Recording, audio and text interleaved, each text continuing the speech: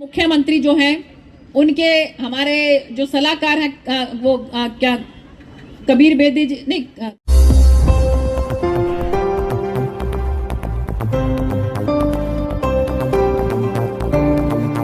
देश वहीं चलता है जिधर युवा चलता है। अगर हमारा युवा जो है वो इस तरह का काम करेगा समाज सेवा का, हमारी बच्चियों का, निर्धन बच्चियों के लिए विवाह का जो इन लोगों ने, इन दोनों इस दंपति ने जो संकल्प लिया है, मैं इसके लिए बहुत बहुत इनको मुबारकबाद और साधुवाद देती हूँ, क्योंकि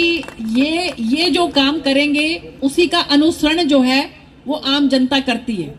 अगर यही बच्चा जो है अपने चेयरमैनी के नशे में, ठीक है, अभी अपने कभी इधर तेज गाड़ी चला के इधर डोल रहा है, कभी उधर डोल रहा है, इधर दारू पी रहा है, उधर पार्टी कर रहा है, तो उसी तरह का ही व्यवहार जो है वो युवा ले लेते हैं कि भैया इसका मतलब राजनीति में आके चेयरमैन बन के तो फिर ऐसे मौज करनी पड़ती है।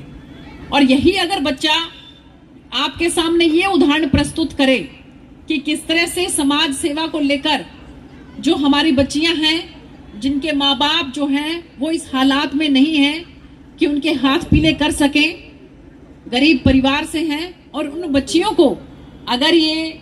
इस तरह से अगर उनका विवाह समारोह करवाते हैं तो हमारे दूसरे युवा साथियों को भी उसको बहुत अच्छा एक मौका मिलता है।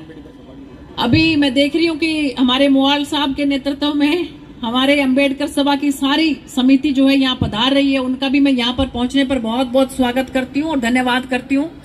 देखिए, लोकल होने की वजह से मैं तो चाहती थी कि आप लोग मुझे आगे मिलते, लेकिन आप लोग जो है बाद में आ रहे हैं, इसको बोलते हैं मुद्दई सुस्त गवा चुस्त। ये हम लोग जो है पहले आ गए इतनी दूर से और आप लोग अब पधार रहे हो, लेकिन फिर भी बच्चियों को आशीर्वाद देने के लिए आप लोग पहुंचे। आप लोगों का पहुंचने पर बहुत बहुत धन्यवाद। और एक मैं बात कहना चाहती हूँ कि पिछली बार जब मैं हमारे भाई विशाल के घर पे गई थी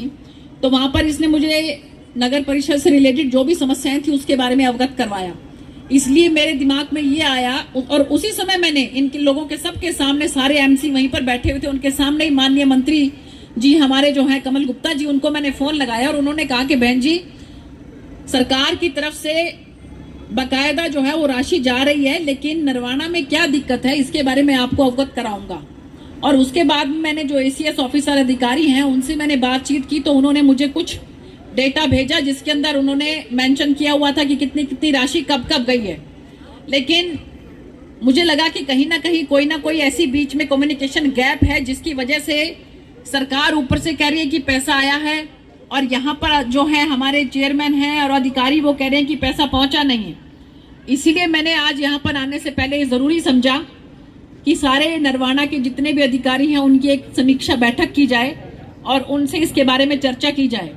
जब मैंने हमारे ईओ ऑफिसर जो यहाँ पर नरवाल साहब बैठे हैं वो खुद यहाँ पर उपस्थित हैं, उनसे मैंने इसके बारे में जानकारी हासिल की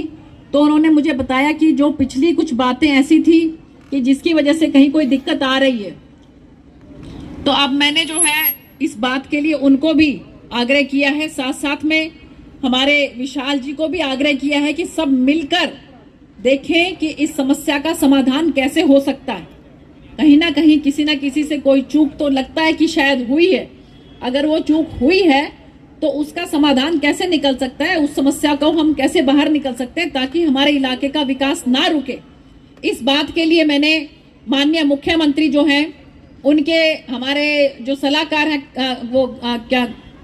कबीर बेदी जी नहीं कृष्ण बेदी जी, हाँ, उनको भी मैंने आग्रह किया है